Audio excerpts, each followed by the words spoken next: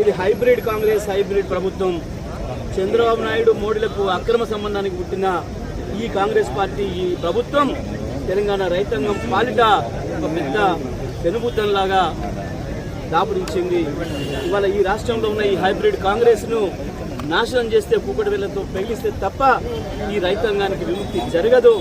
మళ్ళీ తెలంగాణ సాయుధ పోరాట స్ఫూర్తిని తీసుకొని నల్గొండ జిల్లా రైతాంగం పెద్ద ఎత్తున ఉద్యమాలకు ముందుకు పోవాల్సిన అవసరం ఉంది.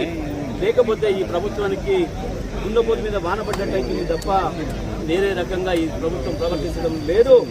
ఇవాళ దుర్మార్గంగా రైతాంగాన్ని కార్పొరేట్లకు అప్పచెప్పడానికి, నిర్ణయాలకు అప్పచెప్పడానికి ఈ జిల్లా మంత్రుల అవినీతి ప్రధానమైన కారణం, అందులో సందేహం లేదు.